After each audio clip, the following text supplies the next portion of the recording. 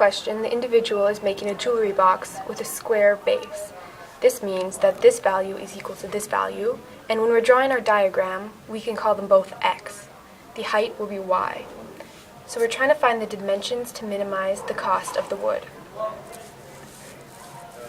We are told that the top and bottom wood cost $20 per meter squared, and the sides cost $30 per meter squared. We are also given a volume of 4,000 centimeters cubed. Because these units don't match up, this is centimeters and this is meters, we can convert this 4,000 centimeters to meters. And we do this by multiplying it by 1 meter over 100 centimeters cubed, because there's 100 centimeters in every meter. This, by squaring this centimeters, will get rid of this unit and will result in just a meter. So there's 4,000 meters cubed over 100 cubed, which is 4,000 meters cubed over 1 million, which is 4 over 1,000 meters cubed. So to find the volume of this box, we're multiplying the width times the length times the height. And since it's a square-based box, we know it could be x squared y to get the volume. And earlier we determined that the volume, because it was 4,000 centimeters cubed, we determined that that would be 4 over 1,000 meters squared. So we can put that into this equation. Now we're trying to isolate y, so to get that we have to bring the x squared over to the other side by dividing by it. And we also have the surface area of the square, which is 4xy plus 2x squared, because there's 4 sides, which is x times y, and there's a top and a bottom, which are both x squared. Now from here we can find the cost. We were given that it's $20 for the top and bottom, so if we multiply 20 by these dimensions for the top and bottom, plus $30 for the sides, it's right there. Now if we multiply this out, we get 40x squared plus 120xy.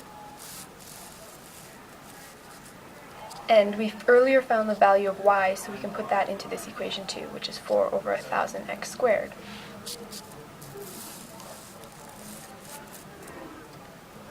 Now we can simplify this more because there's an x divided by an x, and we can multiply this out. So we end up with 40x squared plus 480 over 1,000x. So overall, our cost would be 40x squared plus 480 over 1,000.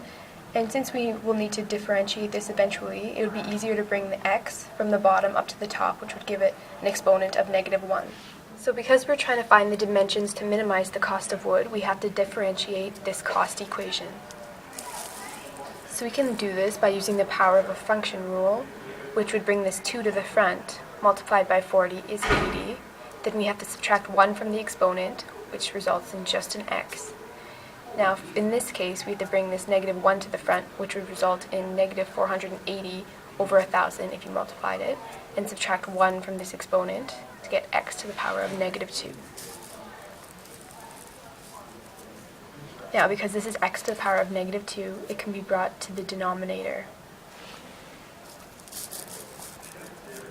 Next, we have to set this differentiated cost equation to 0.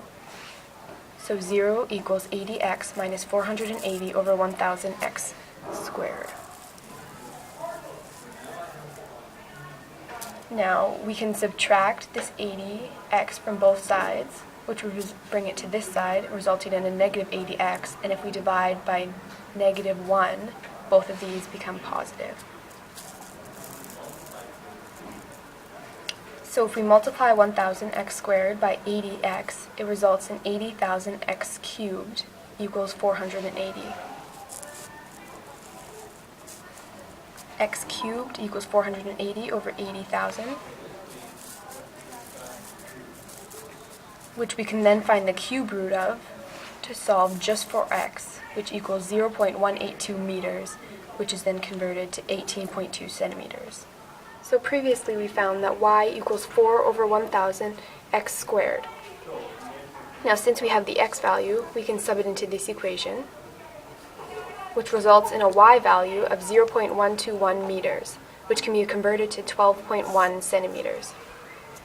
So overall, we know that the dimensions are 12.1 centimeters by 18.2 centimeters by 18.2 centimeters.